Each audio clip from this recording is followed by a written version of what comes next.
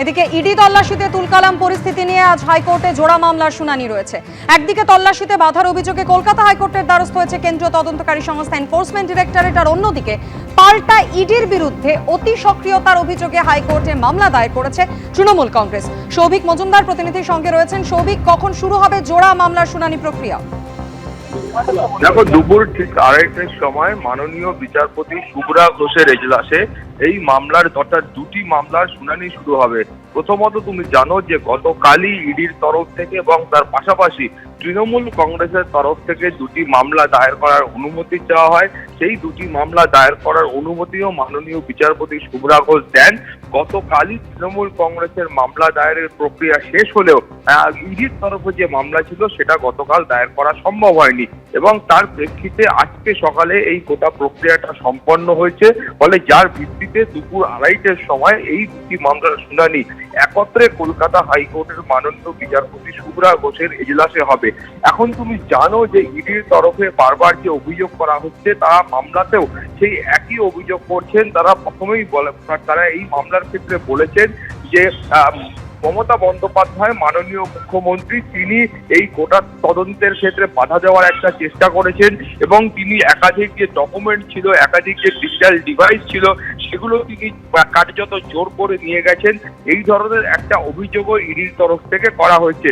প্রথমত ইডির তরফ থেকে আজকে এই অভিযোগও করা হয়েছে যে প্রথমে কলকাতা পুলিশের তরফ থেকে একজন আইপিএস পদমর্যাদার একজন আধিকারিক তিনি প্রথমত যেখানে তল্লাশি হচ্ছিল সেখানে আসেন এবং এসে তিনি জানান যে এই ধরনের বাড়িতে একটা অনুপ্রবেশ ঘটেছে, অর্থাৎ প্রতীক জৈনের যে বাড়ি ছিল সেই বাড়িতে অনুপ্রবেশ ঘটেছে।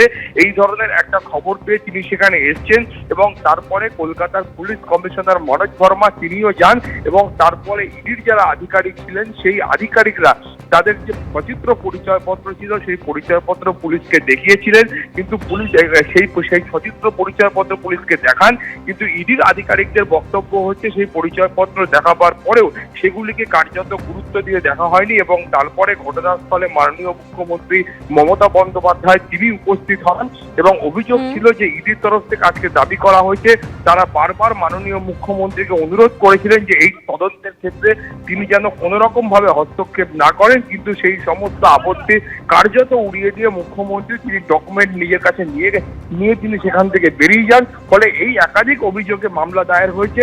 দুপুর 2:30টার সময় যখন শুনানি শুরু হবে সেই সময় পরবর্তী পর্যায়ের যে সওয়াল জবাব আছে সেইটা কিন্তু কলকাতা হাইকোর্টে এগোবে। ধন্যবাদ সৌভিক। গতকালই মুখ্যমন্ত্রী মমতা বন্দ্যোপাধ্যায় তিনি সাংবাদিকদের মুখোমুখি হয়ে একাধিক অভিযোগ করেছিলেন। কি বলেছিলেন তিনি শোনাবো। So my hard disk, phone, hard disk, all they are collecting and they have already attacked my IT office also. In fact, Sector 5, I am going there also. He raided my IT sector office to collect all of our party hard disk, the candidate list, the party strategy, the party plan. Is it the duty of the ED and Amit Shah?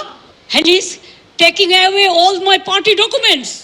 যখন অফিসে কেউ ছিলই না প্রায়, এবং তারা এসে আমাদের পার্টির সব ডেটা, সমস্ত ল্যাপটপ, সমস্ত আইফোন বা ফোনে যে সমস্ত স্ট্র্যাটেজি আছে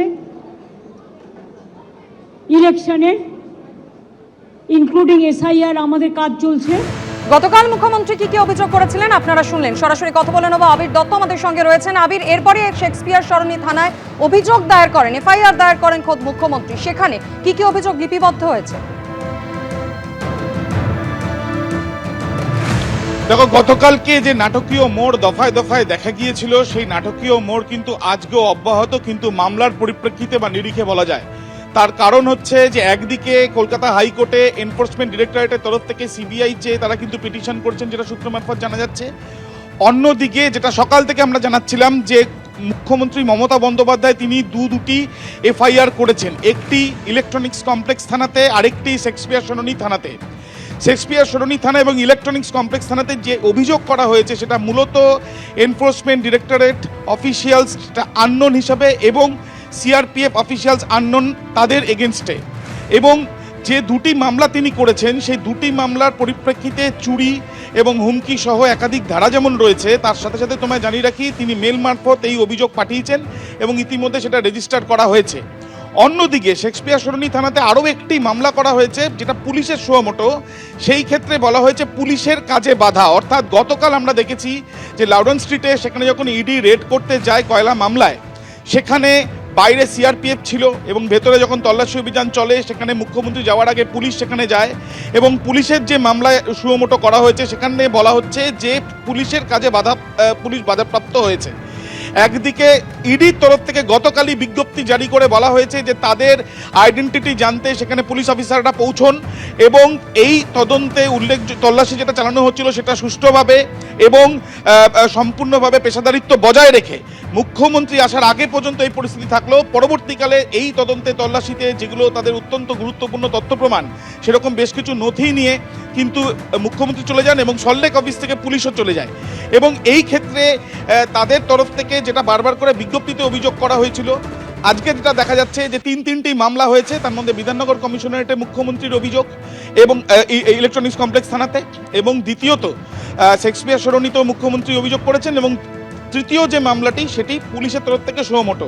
অন্যদিকে দেখা যাচ্ছে যে ইডির তরফ থেকে আদালতে তারা কিন্তু স্পষ্টত সিবিআই চেয়ে তারা কিন্তু সেখানে পিটিশন করেছেন। অর্থাৎ মামলার ঘনঘটা। একদমই আবির, তোমাকে এখানেই থামাচ্ছি। আপনাদের জানিয়ে রাখি, একদিকে ইডি আধিকারিকরা তাদের বিরুদ্ধে 3টি এফআইআর দায়ের হয়েছে, আর অন্যদিকে আইপ্যাক অভিযানে ধুন্ধুমার পরিস্থিতি নিয়ে এবার সিবিআই তদন্তের দাবি জানালো খোদ এনফোর্সমেন্ট ডিরেক্টরেট। এই বিষয় নিয়ে আরো বিস্তারিত আমাদের জানাবেন প্রকাশ সিনহা, আমাদের সঙ্গে রয়েছেন। প্রকাশ, হাইকোর্টে ইডির তরফ থেকে ঠিক কি দাবি করা হয়েছে?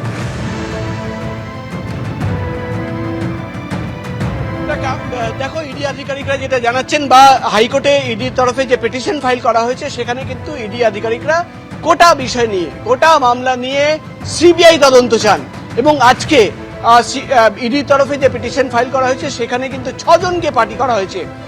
প্রথম নাম হচ্ছে রাজ্য সরকার স্টেট অফ ওয়েস্ট বেঙ্গলকে পার্টি করা হয়েছে, মুখ্যমন্ত্রী মমতা বন্দ্যোপাধ্যায়কে পার্টি করা হয়েছে, ডিজি রাজ্যের যিনি ডিজি তাকে পার্টি করা হয়েছে, DCP south police commissioner Manoj Verma এবং সিবিআইকেও পার্টি করা হয়েছে। এবং মূলত 6টা দাবি এই পিটিশনে ইডি তরফে 6টা দাবি করা হয়েছে। দ্রুত সিবিআই এই মামলায় এফআইআর করুক এবং মামলায় এফআইআর করে তদন্ত শুরু করে মূলত মুখ্যমন্ত্রী মমতা বন্দ্যোপাধ্যায় এবং যে পুলিশ অফিসাররা গতকাল 2 জায়গায়, প্রথমে প্রতীকজনের বাড়িতে এবং আইপ্যাকের অফিসে গিয়েছিল, তাদের ভূমিকা খতিয়ে দেখা হোক এবং পুরোটাই তদন্ত করে দেখুক সিবিআই, প্রথম দাবি। দ্বিতীয় দাবি যেটা সিবিআই তরফে করা হচ্ছে, যে ডিজিটাল এভিডেন্স, তুমি জানো যে অভিযোগ গতকাল থেকেই ইডি আধিকারিকরা জানাচ্ছেন যে ম্যাটেরিয়াল তারা সিজ করার কথা ছিল, mobile phone, laptop, hard disk, বেশ কিছু ডকুমেন্ট, সেই সমস্ত ডিজিটাল এভিডেন্স এবং নথি ফিরিয়ে দেওয়া হোক এবং যতক্ষণ ফিরিয়ে দেওয়া হচ্ছে না সেই নথি বা ডিজিটাল এভিডেন্স কোনোভাবে যাতে ট্যাম্পার না করা হয়, ক্লোনিং না করা হয়, কোনো তথ্য মুছে না ফেলে দেওয়া হয়, এমন এন্ট্রি অর্ডার দিক বা হাইকোর্ট, এমনই দাবি কিন্তু এই পিটিশনে ইডি তরফে করা হয়েছে।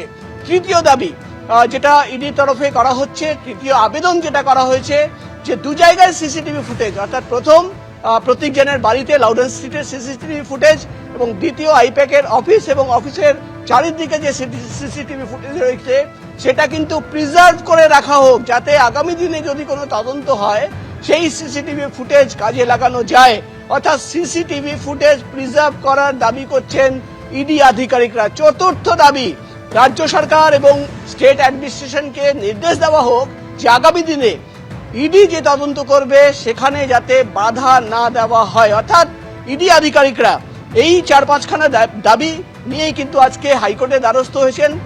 শুনানির সময় দেখার বিষয় হবে যে ইডির আইনজীবী তিনি কি বলেন, কিন্তু যেটা সবচেয়ে বড় আবেদন বা দাবি বলা যায় ইডি তরফে করা হয়েছে, যে গতকাল যে ঘটনা ঘটেছে, যেভাবে তাদের যে সিজার করার কথা সেই জিনিসপত্র নিয়ে মুখ্যমন্ত্রী চলে গেছেন, সেই গোটা বিষয় নিয়ে 2 জায়গায় যে ঘটনা ঘটেছে, প্রথমে লাউডন স্ট্রিট এবং সেক্টর 5-এর অফিস, 2 ঘটনার তদন্ত সিবিআই করুক, এফআইআর করুক, মূলত তদন্ত করে দেখুক যে পুলিশ অফিসারদের, পুলিশ আধিকারিকদের এবং মুখ্যমন্ত্রীর ভূমিকা গতকাল কি ছিল, এমনই বেশ। দাবি কিন্তু, এমনই আবেদন ইডির তরফে আজকে হাইকোর্টে একদম করা এই হয়েছে। মামলার শুনানির দিকে আমাদের নজর থাকবে।